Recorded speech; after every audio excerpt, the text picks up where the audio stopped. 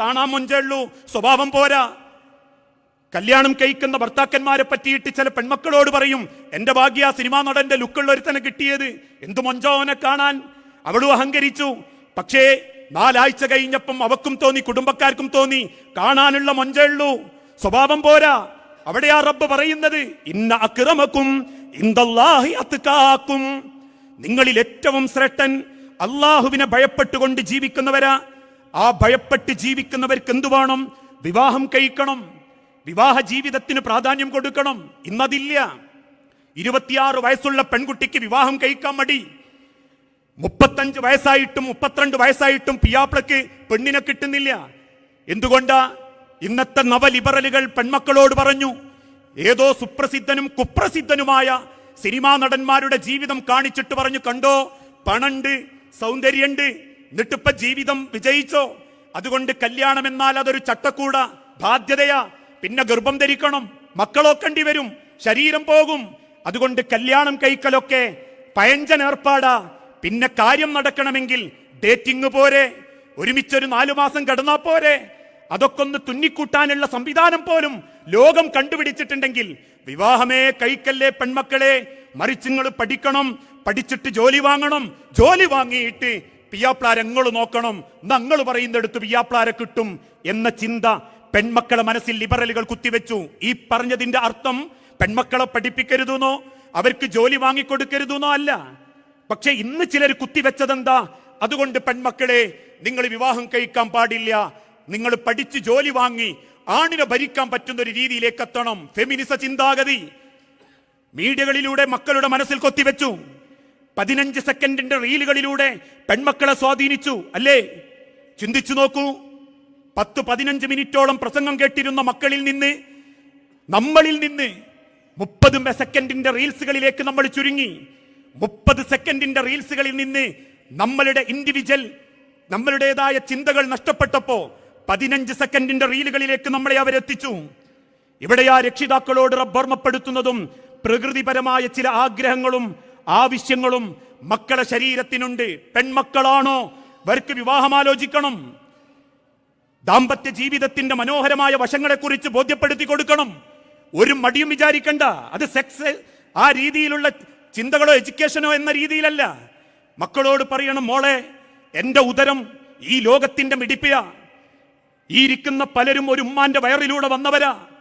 എന്തുകൊണ്ടാ പെൺമക്കളെ കാലിന്റെ ചുവട്ടിലാ, ഉമ്മാന്റെ കാലിന്റെ ചുവട്ടിലാ സ്വർഗം എന്ന് പഠിപ്പിച്ചേ? എന്തുകൊണ്ടാ സ്വർഗത്തിന്റെ 8 വാതിലും ഒരു പെണ്ണിന് പടച്ചോൻ തുറന്നെടുക്കുന്നു പറഞ്ഞേ? എന്തുകൊണ്ടാ ലോകത്തിന്റെ സിട്ടാവ് ആ സ്വർഗത്തിൽ കൂടുതലും പെണ്ണുങ്ങളാന്ന് പറഞ്ഞേ? മോളെ നിന്റെ ഉദരം ഈ ലോകത്തിന്റെ നിലനിൽപ്പാ, നിന്റെ ഉദരത്തിലാ ആണുങ്ങളും പെണ്ണുങ്ങളും സൃഷ്ടിക്കപ്പെടുന്നത്.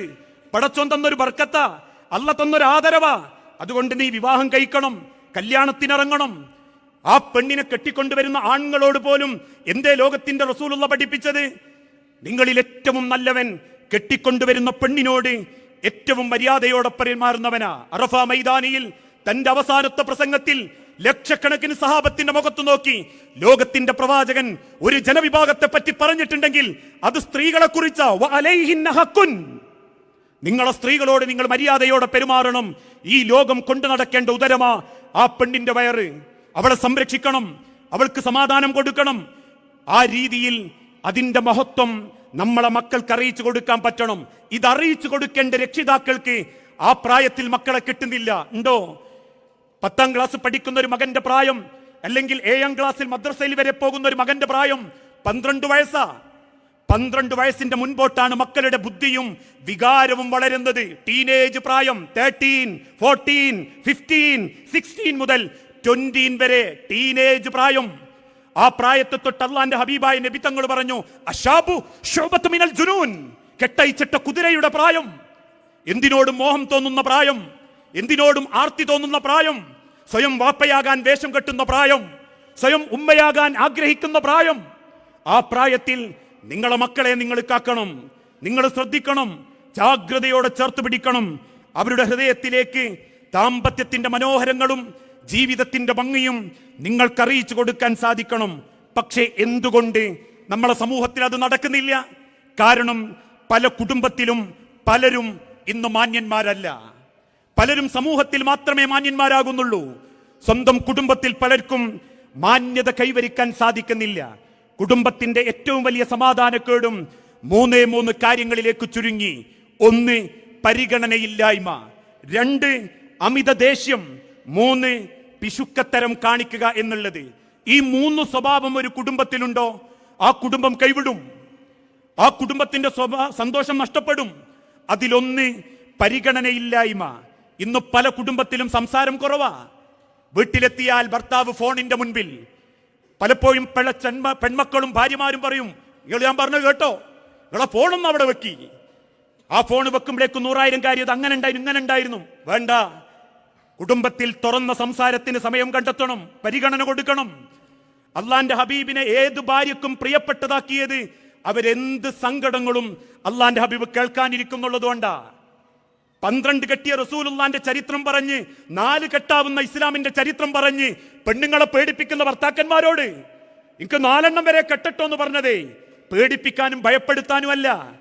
12 കെട്ടിയ തിരുദൂതനോട് 12 ഭാര്യമാർക്കും സ്നേഹ, 1 കെട്ടി എന്നോടും നിങ്ങളോടും ആ സ്നേഹം തോന്നുന്നില്ലെങ്കിൽ 4 കെട്ടാന്നുള്ള ഫത്വയല്ല അവിടെ വേണ്ട. അവിടെയാണ് പരിഗണന. അവൾക്കുള്ള സമയം കൊടുക്കണം, അവളുടെ വാക്കുകൾ ശ്രദ്ധിക്കണം. ഒരല്പസമയമെങ്കിലും ഫോണ്, ലാപ്ടോപ്പ് മാറ്റിവെക്കണം, എങ്കിലേ കുടുംബം രക്ഷപ്പെടൂ. ഫോണ് മോശം എന്നെന്റെ വാക്കിനെ ദുർവ്യാഖ്യാനിക്കേണ്ട. ഫോണാണ് ലോകത്തെ ഏറ്റവും നല്ല കണ്ടുപിടുത്തം. ഈ ഫോണ് കൊണ്ട് തന്നെയാ കുടുംബം തകർന്നുകൊണ്ടിരിക്കുന്നതും. പല കുടുംബത്തിലും സംസാരിക്കാൻ ആളെ കിട്ടുമ്പം പണ്ട് ഒപ്പരം കൂടെ പഠിച്ച 10ാം ക്ലാസിന്റെ ഗെറ്റ് ടുഗദറിന് ഒരു ഹായും കൂയും കിട്ടി വിഷമങ്ങൾ അന്വേഷിക്കുന്നവന്റെ അഭിനയത്തിന്റെ തോന്നലുകളും അഭിനയത്തിന്റെ പൊലിപ്പിക്കലും കാണുമ്പോ കുടുംബത്തിലെ പെൺകുട്ടികൾ അതിന്റെ പിന്നാലെ പോകുന്നത് എന്തുകൊണ്ടാ? സംസാരം കേൾക്കാൻ ആളില്ല, സങ്കടങ്ങൾ കേൾക്കാൻ ആളില്ല, തുറന്ന് സംസാരിക്കാൻ സമയമില്ല. ഒരു ഫ്രണ്ട്സിന്റെ വില പോലും കുടുംബത്തിലെ ഭാര്യയ്ക്ക് കൊടുക്കാത്തവരുണ്ട്.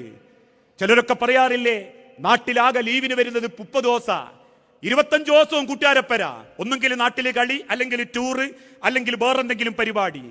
എനിക്കെന്റെ വീട്ടിലൊന്ന് പോകണമെങ്കിലോ എന്റെ കുടുംബക്കാരെടുത്തൊന്ന് പോകണമെങ്കിലോ സമയം കിട്ടാത്ത അവസ്ഥ. ഒരു ഫ്രണ്ട്സിന്റെ പരിഗണന പോലും എന്റെ ഭർത്താവ് എനിക്ക് തരുന്നില്ല എന്ന് ഒരു വീട്ടിലെ പെണ്ണ് ആശങ്കപ്പെടുന്നുണ്ടെങ്കിൽ, എത്ര അധ്വാനിച്ച കുടുംബം പോറ്റുന്നവനാണെങ്കിലും അവനൊരു നല്ല ഭർത്താവാണെന്ന് അള്ളാന്റെ ഹബീബായ നബി തങ്ങൾ പഠിപ്പിച്ചിട്ടില്ല.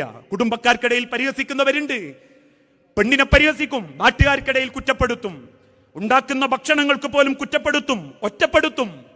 കുടുംബത്തിൽ സംസാരങ്ങൾ ഉണ്ടാകുമ്പോ, കുടുംബ ജീവിതത്തിൽ ഒറ്റപ്പെടലുകളൊക്കെ ഉണ്ടാകുമ്പോ ആകെ സംരക്ഷിക്കാൻ കഴിവ് അല്ലെങ്കിൽ സംരക്ഷിക്കേണ്ടതാരാ? ഭർത്താക്കന്മാര്.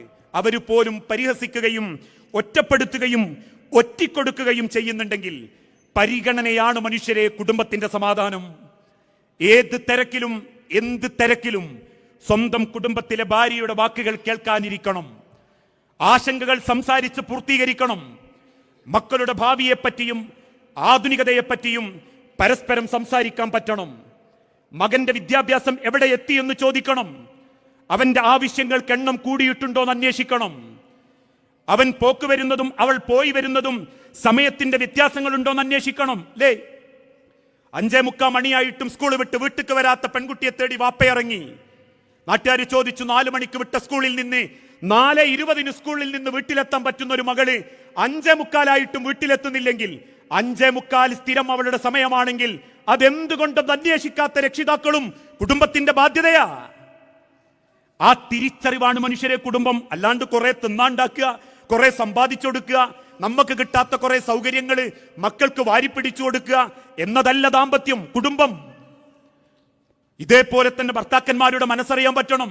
ഓരോ ആണിന്റെയും ഹൃദയത്തിന്റെ വിഷമങ്ങൾ, ഏത് രംഗത്തും അവനെ ഒറ്റപ്പെടുത്തുന്ന, അവനെ ചിന്തിപ്പിക്കുന്ന വ്യാകുലതകൾ നമ്മൾ പുറത്ത് കാണുന്നതല്ല. പല ആണുങ്ങളും ഉള്ളു വെന്തുകൊണ്ടിരിക്കുന്നുണ്ട്. നഷ്ടപ്പെട്ടു പോകുന്ന ജോലി, ലക്ഷ്യപ്രാപ്തിയിലേക്ക് എത്താത്ത വരുമാനം, മനസ്സിൽ ആഗ്രഹങ്ങളും പ്രതീക്ഷകളോടെയും ജീവിച്ചിട്ടും എവിടെയും എത്തിക്കാൻ പറ്റാത്ത ബാധ്യതകൾ, കടം, ഇതൊക്കെ നെഞ്ചിന്റെ ഉള്ളിൽ കൊണ്ടടക്കുന്ന ഒരാണിന്റെ മനസ്സറിയാൻ പറ്റിയിട്ടില്ലേ? അമേരിക്കയിലും ഫ്ലോറിഡയിലും അതല്ലെങ്കിൽ ഇന്ത്യയിലും അന്റാർട്ടിക്കയിലും തെരുവോരങ്ങളിലും റീൽസിൽ ഏതെങ്കിലും ആളുകൾ അഭിനയിച്ചു വിടുന്നവന്റെ കുടുംബത്തിന്റെ അകത്തളങ്ങളിലെ തോന്നിയാസങ്ങൾ കണ്ടിട്ട് എന്ത് നേട്ടം അമ്മാരെ ഉണ്ടാക്കാൻ പറ്റുക? ഓരോരുത്തരും റീൽസുകൾക്ക് വേണ്ടി സമയം കണ്ടെത്തിക്കൊണ്ടിരിക്കുക. എന്തിന്? ഓല് തമ്മിൽ പിരിഞ്ഞോ, ഇവര് തമ്മിൽ അടിച്ചോ, ഓനോളെ ഒഴിവാക്കിയോ, ഇവനുവളെ ഒഴിവാക്കിയോ എന്ന്. സ്വന്തം വീട്ടിക്ക് ക്ഷീണിച്ചു വരുന്ന ഭർത്താവിന്റെ ഹൃദയത്തിന്റെ വേദന അറിയാനും അയാളുടെ മനസ്സൊന്ന് തണുക്കാൻ ഒരു ഗ്ലാസ് വെള്ളം കൊടുക്കാനും പറ്റാത്തോനാ ആരാന്റെ കുടുംബത്തിന്റെ റീൽസ് കണ്ട് ജലിയുന്നതെങ്കിൽ, കുടുംബത്തിന്റെ അടുക്കളയുടെ പുറങ്ങൾ പോലും മനുഷ്യന്റെ ബെഡ്റൂമുകളിൽ ഉപയോഗിക്കേണ്ട വസ്തുക്കളെ പോലും വിൽപ്പന ചരക്കാക്കുന്ന ആധുനിക മോഡേണിസ്റ്റുകളുടെ, ലിബറലുകളുടെ, തോന്നിവാസികളുടെ പങ്കുകാരാവുന്നത് ഇന്നത്തെ കുടുംബത്തിലെ പെൺമക്കൾക്ക് പറ്റുന്ന ഏറ്റവും വലിയ പാപം. ആ പങ്കാണ് രക്ഷിതാക്കളെ റീൽസുകളിലൂടെയും യൂട്യൂബുകളിലൂടെയും നമ്മൾ അകത്തളങ്ങളിലേക്ക് കടന്നു വരുന്ന നവലിബറൽ ചിന്താഗതിയും തോന്നിവാസങ്ങളും. അവിടെ പരിഗണിക്കണം ഭർത്താവിനെ, അയാളുടെ മനസ്സറിയണം. സ്നേഹം കൊണ്ട് പ്രകടനം കൊടുത്ത് ആ മനസ്സിന്റെ ഹൃദയത്തിന്റെ വേദനകൾ തണുപ്പിക്കാൻ ഒരു ഭാര്യയ്ക്ക് പറ്റണം. ഇതാ പരിഗണന.